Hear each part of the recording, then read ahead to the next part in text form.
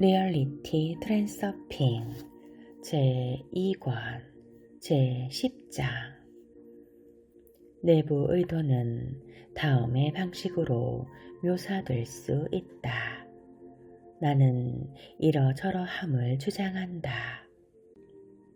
외부 의도는 이와는 전혀 다른 방식을 따른다. 상황이 이러저러하다. 혹은 상황이 이러저러한 것으로 판명된다. 이 두 방식의 차이는 엄청나다.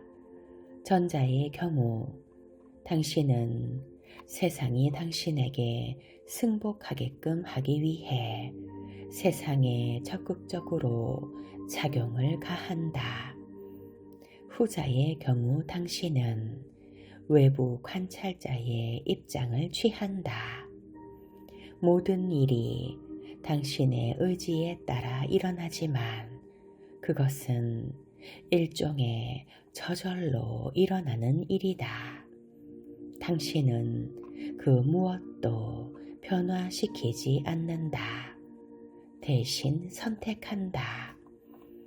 꿈속에서 나는 것은 바로 이 방식을 통해 일어난다. 내가 날고 있네 이지 나는 날고 있다고 주장한다가 아니다. 내부 의도는 장애물은 상관하지 않고 목표를 직접 지향한다. 외부 의도는 목표가 스스로 실현되는 과정을 지향한다. 외부 의도는 목표에 다다르려 성급하게 덤벼들지 않는다. 목표는 이미 당신의 호주머니 속에 있다. 목표가 성취될 거라는 사실은 의심의 여지가 없고 논란의 대상도 아니다. 외부 의도는 굽힘없이 넉살 좋게 냉정하게 피할 수 없게 목표를 실현으로 몰고 간다. 당신에게 작용하고 있는 내부 의도와 외부 의도를 구별하려면 다음을 비교해 보라. 세상으로부터 뭔가를 얻어내려고 애쓴다. 세상이 당신이 원하는 것을 준다. 자신의 자리를 차지하기 위해 싸운다. 세상이 당신에게 팔을 벌리고 있다. 닫힌 문을 열려고 애쓴다. 문이 당신의 눈앞에서 저절로 열리고 있다. 벽을 뚫고 지나가려고 애쓴다. 벽이 눈앞에서 허물어진다. 삶에서 어떤 일이 일어나게 하려고 애쓴다.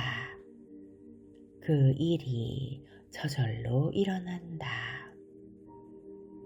기본적으로 내부 의도는 가능태 공간에서 어떤 것을 실현시키려고 애쓴다.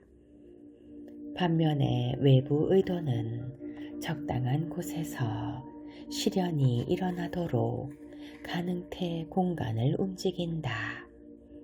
차이를 알 수 있겠는가? 결과는 같더라도 결과에 이르는 길은 완전히 다르다. 당신의 행동이 두 번째 형태로서 묘사될 수 있다면 당신은 외부 의도를 포착한 것이다. 당신이 몸부림을 치고 있다면 그것은 가능태 공간 속에서 실현을 이루어내려고 애쓰고 있는 것이다. 하지만 당신이 선택을 하고 있다면 가능태 공간이 당신을 향해 움직여 오고 있는 것이다. 물론 가능태 공간이 저 혼자서 당신의 시련을 향해 움직여 오지는 않는다. 당신이 특정한 행동을 취해야만 그런 일이 일어난다. 하지만 그 행동은 일상적이고 일반적인 개념의 틀을 벗어난 것이다. 나는 이 책에서 내부 의도와 외부 의도의 접근법의 차이를 보여주는 예를 수시로 제시할 것이다. 외부 의도야말로 트랜서핑의 주춧돌이다. 외부 의도 속에 보호구역 감시원의 수수께끼에 답이 숨어 있다. 그 답이 바로 세상과 싸울 필요 없이 원하는 것을 단지 선택하기만 하면 되는 이유다. 외부 의도에는 불가능이 없다. 당신이 예수의 외부 의도를 가지고 있다면 당신은 현실 세계에서도 공중을 날거나 물 위를 걸을 수 있을 것이다. 물리 법칙을 위배하는 것이 아니다. 사실 물리 법칙은 물질적으로 현실화된 하나의 외딴 섹터에서만 작용한다. 외부 의도의 작용은 가능태 공간의 여러 섹터들을 거쳐 움직이는 물질화 현상을 통해 모습을 드러낸다.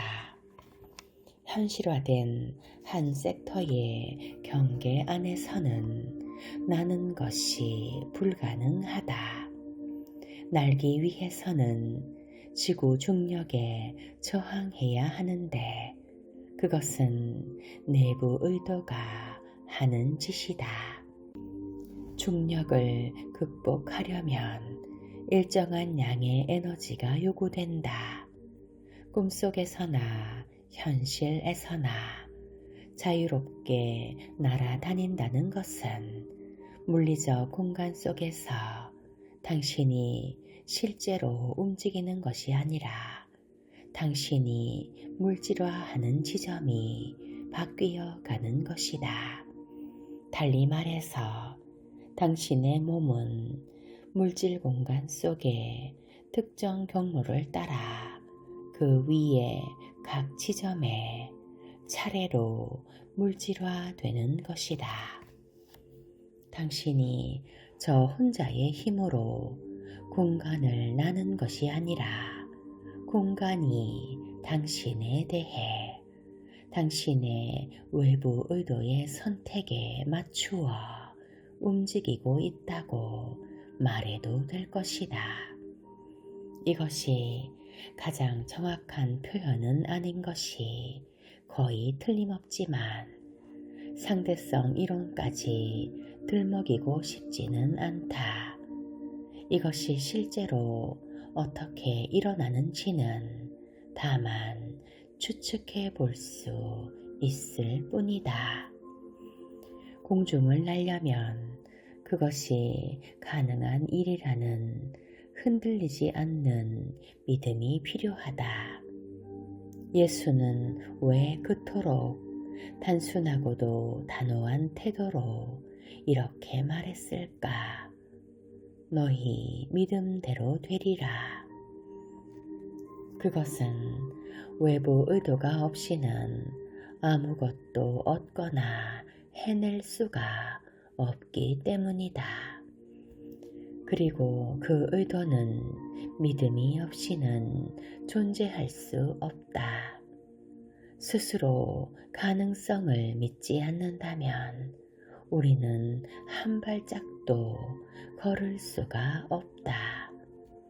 하지만 꿈에서와 같이 현실 속에서도 공중을 날 수 있다고 마음을 확신시킬 수는 없을 것이다. 인도의 어떤 요기들은 명상 중에 몸을 바닥에서 조금 띄울 수 있다. 나는 개인적으로 이 밖에 다른 신뢰할 만한 공중부양에 대해 알지 못한다. 그들은 간신히 자신의 의도를 몸이 공중에 떠있는 가능태 공간에 동조시킬 수 있었을 것이다. 일반인들에 비해 요기들이 보여줄 수 있는 엄청난 능력을 생각해 본다면 외부 의도를 자신의 의지에 복종시키는 것이 얼마나 어려운 일인지를 상상할 수 있으리라. 꿈속에서 졸고 있는 마음은 공중을 나는 것이 가능하다고 믿을 수 있다. 하지만 아무리 설득하려고 했어도 깨어있는 마음으로서는 난다는 것은 상상하기 힘들다.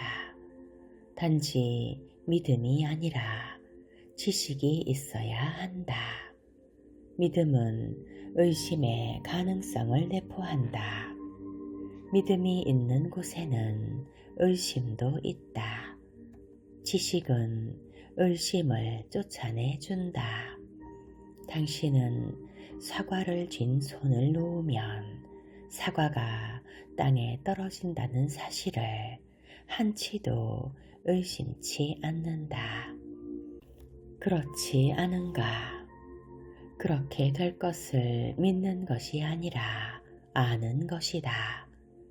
순수한 외부 의도는 의심으로부터 자유롭다. 꿈속에서 날기 위해서는 약간의 외부 의도만 있으면 충분한 반면 불활성 물질 현실의 세계에서는 의도가 절대적으로 순수해야만 한다.